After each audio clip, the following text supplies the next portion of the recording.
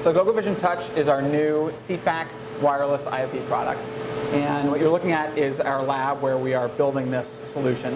This room is a metal room, which we've designed and built specifically for this purpose because we need to emulate an airplane. It needs to feel and look like a plane from an RF perspective, so that the radio energy that's inside the chamber is that we would see inside the plane. After all, we're running a wireless system. So in this room, we've got all of our wireless access points, our servers, all the equipment that we normally would have on a plane, plus 110 of these seatback units. We've got two different sizes, this 13-inch one and then some 10-inch ones that are in this room, which are exactly the in-flight hardware that we're going to use.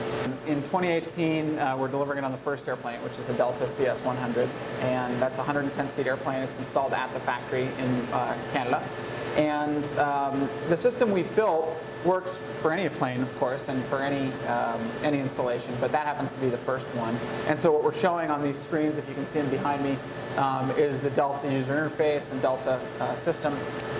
It's all highly modular, very easy to change for any airline. It's a fairly lightweight installation. The reason for that is because this is a wireless IFE system. It's the first time that anybody's done this.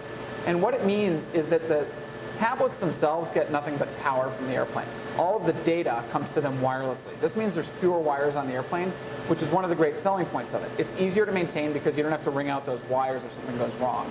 And it's easy to carry for the airline because it weighs less. All those wires have weight. So fewer wires on the plane is a good thing, and I think that's one of the key reasons why this is going to be a really hot product for us. We certainly designed this to at least be on the airplane for 10 years, but the reality is that we want it to be fully modular.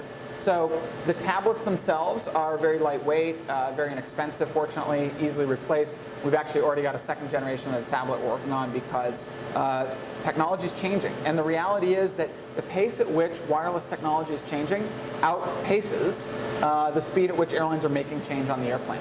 So our goal is to make it fully modular. If the tablets are no longer the latest and greatest, we can pull them off.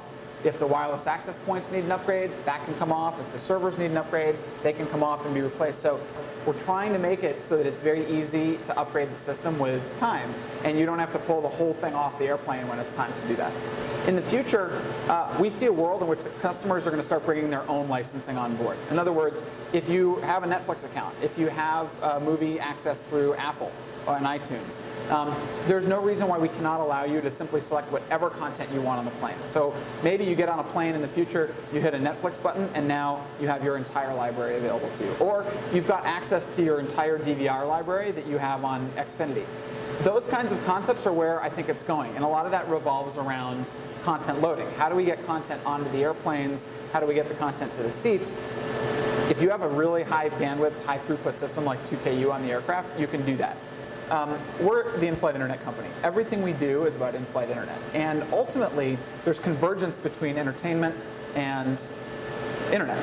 And so what we're trying to do is have an experience on the tablet that is more akin to what you have at home, which is to say fully internet enabled, able to watch TV, able to watch content on demand. Those are the things we want. So ultimately, what we think is this will help drive our connectivity business as much as anything. As a result, we're not actually dead set on making millions of dollars on hardware. This differentiates us from our competitors, who are hardware companies. We're really not. We're an internet company, and I think that's the critical difference between this solution and the solution that a competitor would provide. It's who we are. It's what we care about.